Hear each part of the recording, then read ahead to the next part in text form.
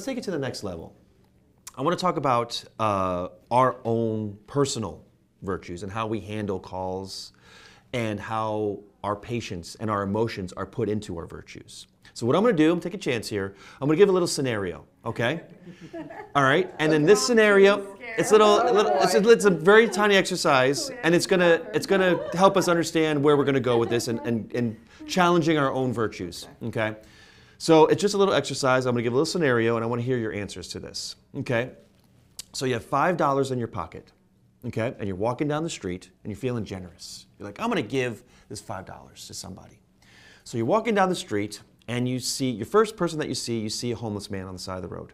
He's disheveled, not feeling well, he looks like he needs some money. You see that guy, you're like, okay, I could give $5 to him. Right next to him is a man in a suit, glasses, looks very proper, and he's holding up a sign. And on that sign is a picture of a starving African child. And it says, with $5, you will feed this child for a month. Who do you give the $5 to? Think about it. You give, this is going to help us get to where we want to go. But you have the homeless man or the man in the suit with the sign of the African child. Who do you give the $5 to? Oh boy, I have like a whole... Okay, go first. What do you do? You go first. What do you do? So, I know. So I, years ago, gave money to a homeless-looking person on the side of the road. Like $20, like that's all I had. That was a lot, right? Then I saw her walk across the street and get in an Escalade. Oh no. The last time I ever gave money to somebody that was homeless-looking. Yeah. Now, I give them food.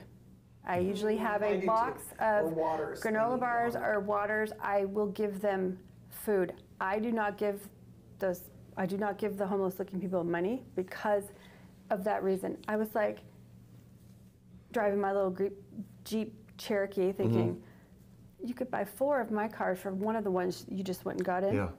So for that reason, and this is a personal experience, of course. I would give it to the man with the sign? The African, but that child is only going to get like 50 cents worth of that $5. Do you believe? I would have questions. I would have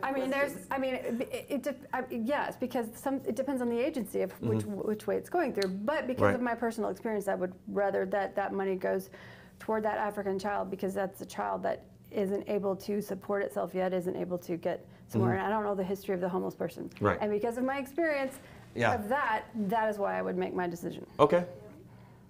I'll bring it back to sales, I promise. I wanted to... So who knows if that's a wonky, skewed thing, but that's why I would pick the way I picked. Okay.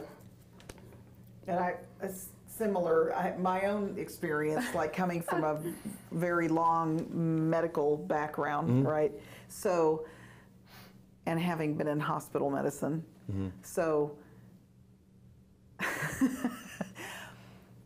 I don't give money either. If I have food or water or anything like that, I would rather bring him the meal, like even drive through whatever. And socks and things, and we had a bunch of them in the car for a while. But So you want to give it to the man because you know the food is going to the man. But I don't usually give money though. Right. And then part of that was like because they're just going to buy cigarettes or beer or. I don't usually roll the window down. Right. Yeah. And so, however, having been in hospital medicine, they do need water because they get very dehydrated, and that's one of the #1 things that sends them to having to be hospitalized for a tune-up, if that's what you want to call it. Yeah. So maybe you take the $5, go buy some waters. I would, but on the other hand, then there's a lot of them are there because of like alcoholism or whatever, and literally after so many days of not having beer or whatever, will have maybe seizures. So they end up in a worse place, and so I don't know, but I usually don't give money.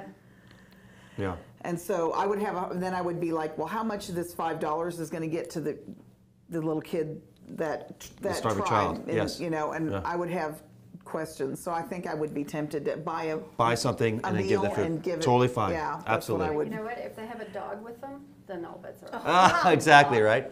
If Yeah. the homeless person has a dog with them, then I'm giving Yeah. it to the homeless person. I know. See, I would be still thinking dog I know, food, except. I know. Go buy some dog food. Yeah. Have a good Anyway, strategy. sorry. Okay, let's hear your strategy, and then we'll bring it to back. King Solomon's strategy, which is tell the businessman to hold it from this corner and the whole, Woo! and then They fight and it? whoever like rips it and like you were not the rightful owner. It goes to the other one who let go because they didn't want it to rip it Right. up. Nice, nice. No, okay, no. But it also right. It's something Yeah. You can teach the person how to fish, Yeah. and then they're like they Right. can fish for life, or you give them I'm trying to Yeah. get that You in get there. your Yeah. okay, no, but really, if those were my choices, I'm not going to be difficult about That's fine. it. If those were my choices, knowing me, I would probably give it directly to the homeless man. Just all things considered, just because I feel like, and in my experience, giving it, trying to go the most direct approach Right. to Help giving right here, money right now, Right. in front of me. seems to make the most of the donation and the most help. Especially when it's money, they can decide what they need instead of maybe, I'm sure, water and food, but then they can decide what they really need, Yeah. what and go to. That's what I would say. Awesome. Well, thank you guys for sharing all of those results. Virtuous. Yes. Well, the reason that I wanted to do that was because the point that I was trying to make is that each one of you applied your own personal, emotional response to that. So now take that same concept and apply it to the people that you talk to on the phone. What is your threshold of your honesty or goodness? Not honesty, because you're always honest, but what is your threshold of talking to somebody that maybe doesn't want to be honest with you? Like they lie about their health. Or what is your threshold of someone who's mean or curt to you? Are you going to put your emotions into this call, or are you able to separate or give the money to the starving child because you know that the good is going to come of the result of this conversation? If they start cussing me out, or if they start getting inappropriate, I'm done. Okay, they've crossed, in your emotional response, when they start insulting you or crossing the line of Being inappropriate. being inappropriate, that's where the call ends. I'm just done. I'm Okay. like, okay, thank you. I can't help you. Have a nice Okay. day. And I'm done. Okay. Because we don't. You don't need to be, And it's usually, I mean, as women, it's usually the men that are inappropriate. No, I'm done. I don't know, ask Jimmy. He's got plenty of. I know, but there's Women a suitors. difference. There's a difference No, I between know. being teasing and Right. being fun back and forth and being inappropriate. yeah. Yeah, no, I know what you mean. Yeah. Yeah. So, like when you have your virtue balance and then your emotions to it, they cross the line when they're inappropriate or insulting. Are you all on the same page with that? Like you are done Yeah. when they start insulting. There's no, and the only reason I'm playing devil's advocate here is, I mean, absolutely, that you should absolutely hang up the phone or say this call is over. But, I mean, my emotional, I'm different. Like I'm going to question why they are that way. You know, I'm always going to let them hang up before, but I'm not saying you're wrong at all. I'm saying you're absolutely, but It's not my question is fault. why? It's not my fault or my problem that they are the way that they are, and Right. I don't have to put up with it. I think Absolutely the fair. way I look at it is, I approach it like every interaction I have in my life, which is, does this person or does this thing bring something positive to my life and my attitude and to me in general, which I think just by virtue of helping these people, it brings me so much joy. So if I think every situation is different, but I think I will put up, especially if there's something nasty or ugly, I will put up with enough to where I can decide either we can eventually turn this around and in the end, this will be a positive thing for everybody. Or if I've tried to where, you know what, this person is just going to be taking from me and bringing me down, and it's not going to help that person either. Nobody's being helped, and we're just going to end it. Yeah. So every call's different, I think.